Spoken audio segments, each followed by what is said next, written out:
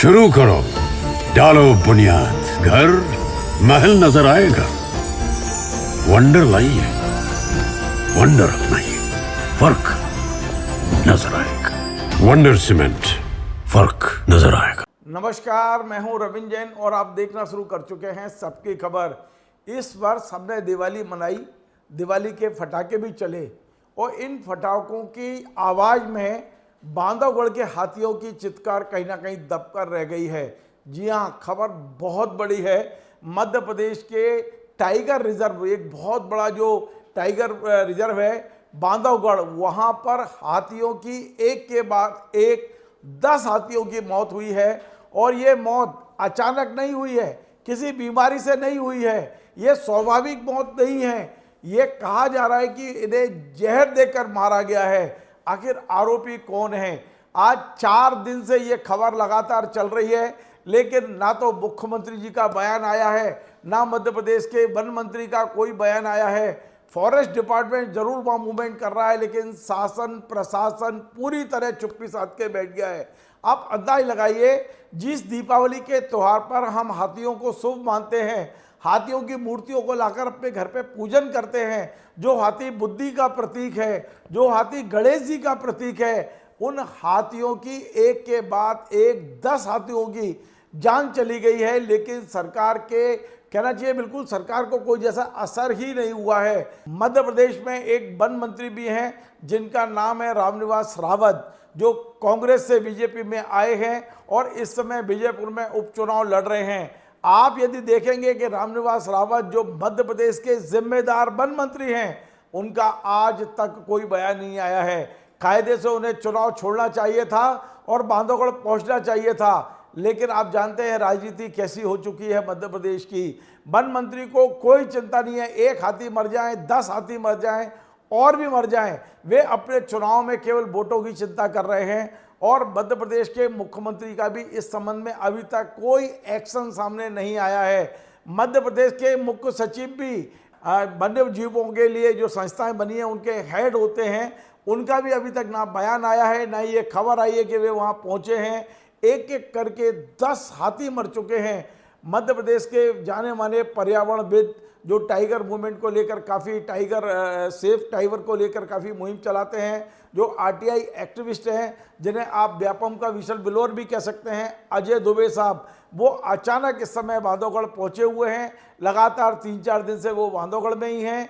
हमने अभी कुछ देर पहले उनसे लंबी बात की है कि बांधवगढ़ का माहौल क्या है, किस तरह ये मौतें हुई हैं। विस्तार से अजय दुबे ने जो हमें बताया है, एक एक शब्द आपको सुनना चाहिए। यदि वाकई आप वन्य जीवों के प्रति प्रेम रखते हैं, आप हाथी की चिंता करते हैं, हाथी को बचाने के बारे में सोचते हैं, अजय दुबे से हमारा जो संवाद हुआ है वो पूरा सुनिए आप। हमारे साथ में पर्यावरणविद अजय दुबे जी, जो पिछले 3 दिन से लगातार बांधवगढ़ में डेरा डाले हुए हैं, वो जुड़ चुके हैं। हम उनसे बात करते हैं और समझते हैं कि अभी हिंदुस्तान की सबसे बड़ी घटना एन दीपावली के समय हुई है। दीपावली का त्योहार जब पूरा देश मना रहा है, उस समय बांधवगढ़ में शोक पसरा हुआ है, एक तरह से सन्नाटा पसरा हुआ है। एक के बाद एक 10 हाथियों की मौत हो गई है। अजय जी, आपको मेरी आवाज आ रही है? हाँ, आपकी आवाज आ रही है अजय जी, ये इतनी बड़ी घटना हो गई है और मध्य प्रदेश सरकार का भी कोई बहुत बड़ा एक्शन दिखाई नहीं दे रहा है। आप चूंकि 2-3 दिन से लगातार बांधवगढ़ में ही हैं, आप वहां पर क्या महसूस कर रहे हैं और क्या हालात है वहां? देखिए, मध्य प्रदेश क्या, ये भारतवर्ष के इतिहास में पहली बार एक साथ इतनी संख्या में हाथियों की अकाल मौत हुई है। और बांधवगढ़ जो टाइगर रिजर्व मध्य प्रदेश की शान है और काफी लोगों को रोजगार उपलब्ध कराता है। आदिवासी अंचल में स्थित है और 150 से अधिक टाइगर है। मुझे इस पूरे हादसे में ये अनुभव हुआ है कि इसमें बाहर के कुछ लोगों ने अपने निजी हितों के लिए, व्यावसायिक हितों के लिए एक टारगेटेड किलिंग करी है हाथियों की। और बांधवगढ़ जो प्रबंधन है, निश्चित तौर पर मैं देख रहा हूँ कि वो लोग सक्रियता से काम कर रहे हैं। लेकिन जो जिला प्रशासन उमरिया और जो अन्य एजेंसीज थी, चूंकि टाइगर रिजर्व एक संवेदनशील इलाका है, इसमें सरकार ने टास्क फोर्स बनाई है जिसमें कलेक्टर, डीएफओ और एसपी मेंबर रहते हैं। जब कोई भी टाइगर रिजर्व बनता है तो वहां पे अंतर्राष्ट्रीय पर्यटक आते हैं और देश भर से आते हैं। तो उस नाजुक स्थिति को देखते हुए एक बेहतर छवि बनाने के लिए सारी एजेंसीज का समन्वय होता है। यहाँ मुझे समन्वय नहीं देखा, वन विभाग अकेले दिख रहा है। इतने बड़े पैमाने पे पेस्टिसाइड का स्टोर हुआ, जहरीला पदार्थ हाथियों के लिए रखा गया। आप आश्चर्य करेंगे कि जी। जिस जगह पे हाथियों की 10 हाथी की मौत हुई, कुछ घायल हुए, उस जगह पे कोई चिड़िया या कोई बंदर या अन्य हर्बीवोर शाकाहारी जानवर की डेथ नहीं हुई है। जी। इसका मतलब है कि केवल हाथियों तक ही वो भोज्य पदार्थ खाने की सामग्री जिसमें जहर था वो भेजा गया। और उसमें आसपास के जो यहाँ पे बांधवगढ़ में बहुत बड़ी संख्या में रिजॉर्ट्स हैं, रसूखदार लोगों के हैं, और जंगल के आसपास उनका बड़ा भारी कारोबार है।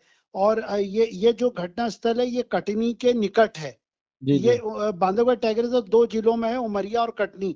तो जिस दिन ये घटना हुई थी उस दिन जो आसपास के पशु चिकित्सक हैं, सरकारी जो डॉक्टर्स हैं, उनको फॉरेस्ट ने बुलवाया मदद के लिए आपातकाल में।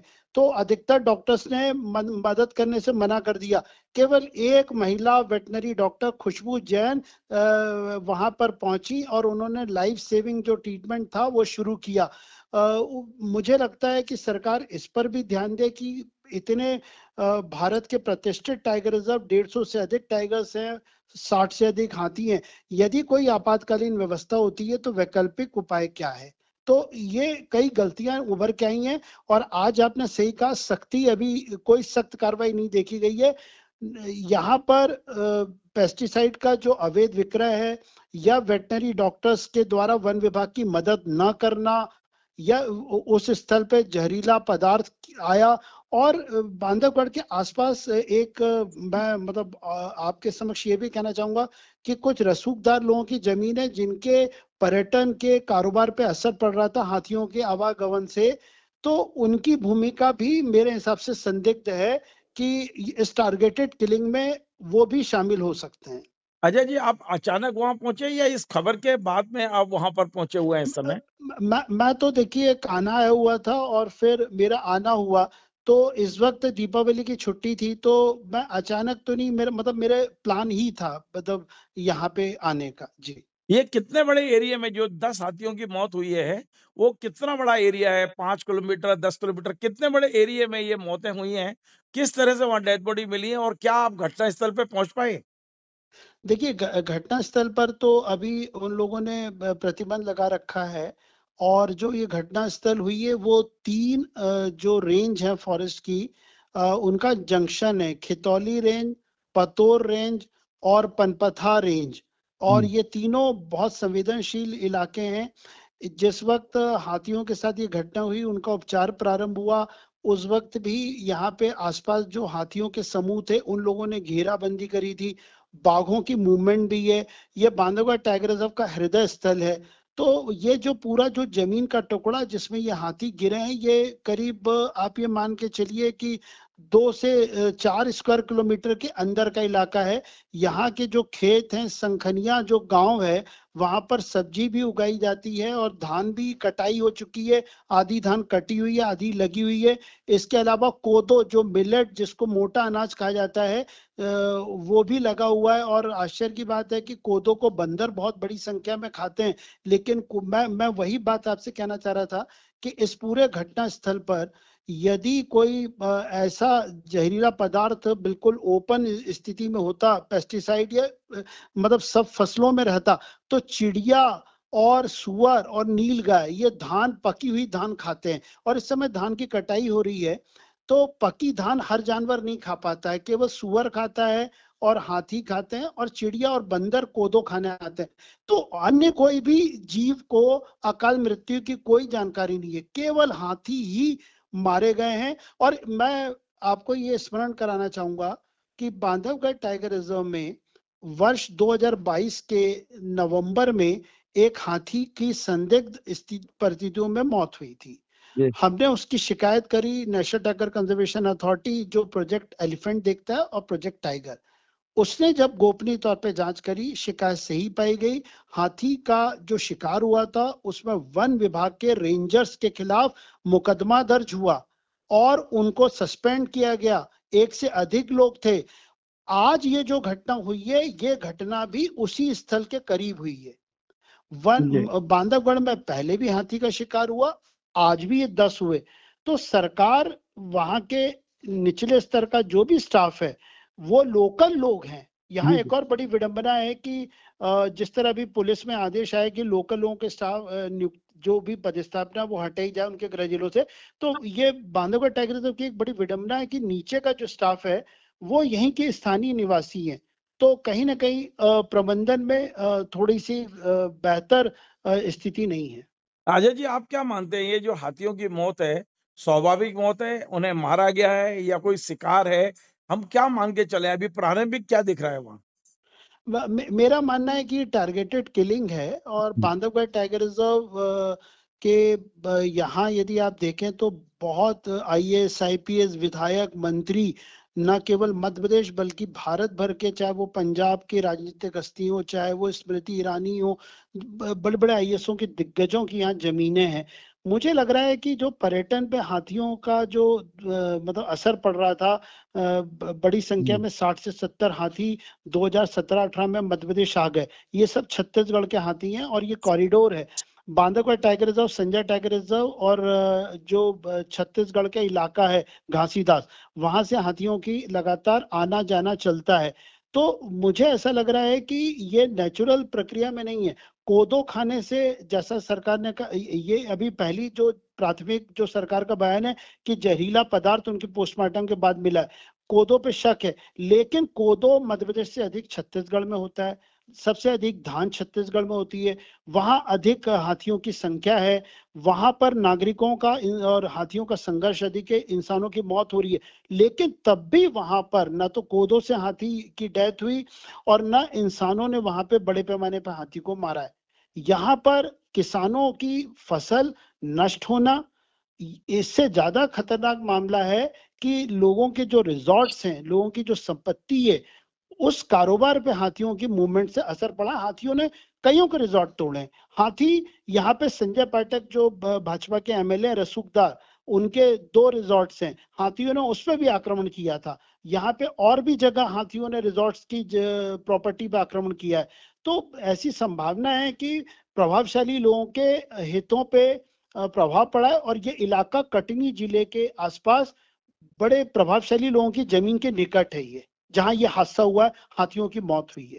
अजय जी, जो आपने बताया कि जो 3 रेंज है और इसका पूरा क्षेत्रफल 3 से 4 किलोमीटर किलोमीटर होगा, तो यहाँ बाघों का भी आप मूवमेंट बता रहे हैं। तो इस समय क्या बाघों का भी खतरा है? आपको लगता है कि बाघों की सुरक्षा बहुत ज़रूरी है? इस घटना के बाद बाघों को बचाना बहुत ज़रूरी है? यदि हाथी जैसा बड़ा जानवर यदि वहाँ मारा जा सकता है, तो बाघों के बारे में क्या कह सकते हैं? क्या कह सकते हैं? देखिए, मेरा निवेदन यह था कि मैं बांधवगढ़ पिछले 15-20 साल से हर साल में आता हूँ, साल में 2 बार। और मध्य प्रदेश का है टाइगर रिजर्व बांधवगढ़ की एक, अभी मध्य प्रदेश सरकार ने हाथियों की जांच रिपोर्ट के लिए एक कमेटी गठित करी है। जी। इस कमेटी के 3/4 सदस्यों को मार्च 2024 इसी वर्ष में एक कमेटी गठित की गई थी बाघों के शिकार की जांच करने के लिए। जी। बांधवगढ़ और शहडोल संभाग में कई बाघों का शिकार हुआ है पिछले 3 वर्षों में। उसमें पुराने जो फील्ड डायरेक्टर थे उनको नोटिस दिए गए, लापरवाही पाई गई और उसमें यहाँ तक कहा गया कि कईयों का पोस्टमार्टम नहीं हुआ। ये भी लिखा है उस रिकॉर्ड में बाघों की मौत के मामले में कि यहाँ पर जब भी बाघ मरता था तो उसके प्रकरण दर्ज नहीं होते थे।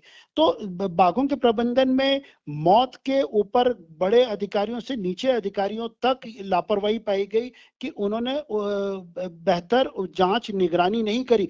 तो जब हाथियों की जब आज ये घटना हुई है तो ये प्रश्न उठता है कि ये जो हाथियों की रिपोर्ट है इसका क्या भविष्य है, क्योंकि जब बाघों की जांच जो हुई उस पर कोई कार्रवाई नहीं हुई। अब वो रिपोर्ट जून में सबमिट हो गई थी और आज 4 महीने तक सरकार बाघों के मामले में रिपोर्ट पर उसको कचरे की टोकरी में रखे हुए है।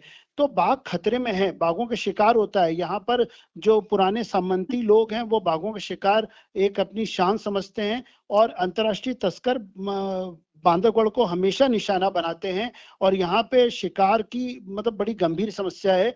भारत सरकार 2008 से कह रही है कि स्पेशल टाइगर प्रोटेक्शन फोर्स बनाई है।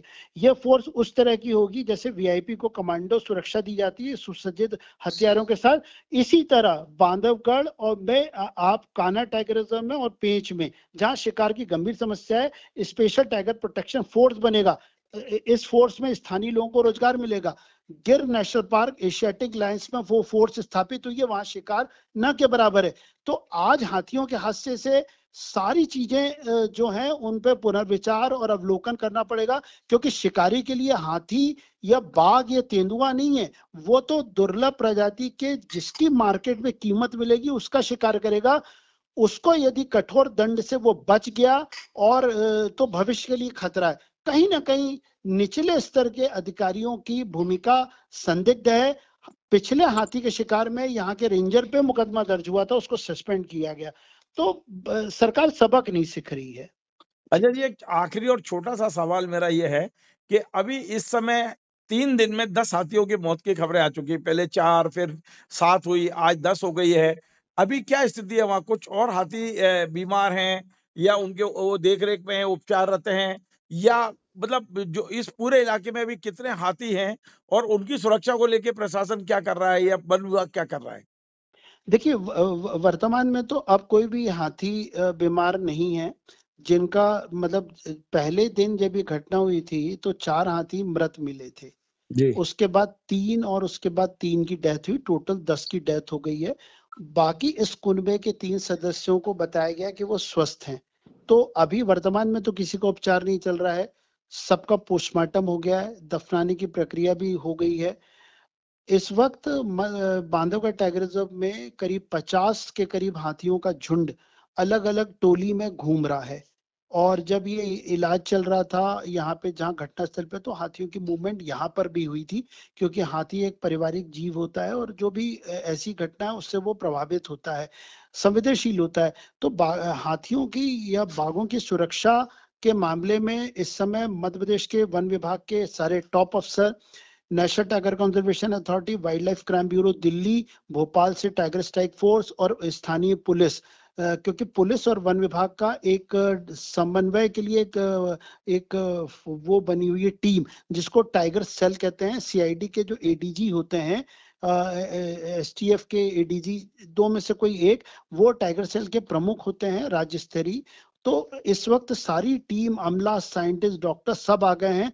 हाथियों की सुरक्षा और टाइगर रिजर्व की सुरक्षा के लिए लोग सक्रिय होने का दावा कर रहे हैं, लेकिन जब तक असली आरोपी इसमें नहीं पकड़े जाते, असली आरोपियों की मंशा नहीं पकड़ी जाती है, तो खतरा जो है वो पूर्व के अतीत के इतिहास को देखते हुए ये नहीं कह सकते हैं कि कल को भी सुरक्षित रहेंगे। जी अजय जी, वन मंत्री तो इस समय चुनाव लड़ रहे हैं, सब लोग वहां लगे हैं, पर वन मंत्री का ना तो कोई बयान आया है, ना ही उन्होंने कुछ अधिकारियों को निर्देश दिए हैं। वो तो इस समय विजयपुर से उपचुनाव में व्यस्त हैं। उनकी कोई जिम्मेदारी नहीं बनती है इतने बड़े कांड के बाद? देखिए, वन मंत्री की जिम्मेदारी तो निश्चित तौर पर एक सबसे गंभीर चीज होती है कि उनको इस पूरे मामले पे बांधवगढ़ तत्काल आना था। मध्य प्रदेश के मुख्यमंत्री भी इस वाइल्ड लाइफ बोर्ड के अध्यक्ष होते हैं। जो वाइल्ड लाइफ प्रोटेक्शन एक्ट है उसमें मध्य प्रदेश के मुख्यमंत्री उसके हेड हैं, चीफ सेक्रेटरी उसके मेंबर होते हैं, और तमाम जो वन विभाग की जो संवेदनशील चीजें हैं वो मुख्यमंत्री के नॉलेज में होती है। आश्चर्य की बात है कि वन विभाग के अधिकारियों की फौज यहाँ आई है, लेकिन हम उम्मीद करते हैं कि वन मंत्री या मुख्यमंत्री जो हाथी भारत में सनातन व्यवस्था में जो बड़ी श्रद्धा का प्रतीक माना जाता है, उसकी अकाल मौत इतनी भारत में कहीं नहीं देखी गई। लेकिन वन विभाग के वो अधिकारी जो कटघरे में वही यहाँ पे बैठे हैं और उनके ऊपर कोई कार्रवाई की कोई मंशा सरकार की दिख नहीं रही है। तो निश्चित तौर पर बहुत ही दुखद बात है। पूरा नेशनल मीडिया हर जगह ये मुद्दे की चर्चा चल रही है, इतना बड़ा हादसा हुआ। तो ये वन मंत्री की तो बहुत ही दुखद मतलब एक तरह से उदाहरण पेश हुआ है। चलिए बहुत बहुत धन्यवाद अजय जी, आप अपना ध्यान रखिए और वहां पर जो भी घटनाएं हो रही हैं उस पर नजर रखिए। हम कोशिश करेंगे कि आगे भी आपसे चर्चा करें और अपने दर्शकों को पूरी जानकारी दें। बहुत बहुत धन्यवाद अजय जी। तो आपने सुना अजय दुबे जी ने कई खुलासे आज किए हैं। उनका कहना है कि वहाँ जिला प्रशासन हाथ पर हाथ धरे बैठा है, बिल्कुल इंटरेस्ट नहीं ले रहा है। हाँ, ये जरूर है, फॉरेस्ट के तमाम सारे अधिकारी वहाँ पहुँच चुके हैं। हाथी जितने हाथियों ने जहर खाया था अधिकांश मारे जा चुके हैं। अब उन्हें दफनाने की प्रक्रिया चल रही है। हाथी कैसे सेफ हों, इस पर अभी तक सरकार ने कोई एक्शन नहीं लिया है। अजय दुबे जी ने बहुत विस्तार से हमें जानकारी दी है। हम इस पूरी घटना पर नज़र बनाए हुए हैं, फिर से आएंगे और अपने दर्शकों को फिर से जानकारी देंगे। आपको हमारा ये कार्यक्रम पसंद आए तो आप इसे शेयर करें, लाइक करें, कमेंट करें और आपसे बार बार निवेदन है हमारे इस चैनल को सब्सक्राइब अवश्य करें। धन्यवाद। शुरू करो, डालो बुनियाद, घर महल नजर आएगा। वंडर लाइए, वंडर अपनाइए, फर्क नजर आएगा। वंडर सीमेंट, फर्क नजर आएगा।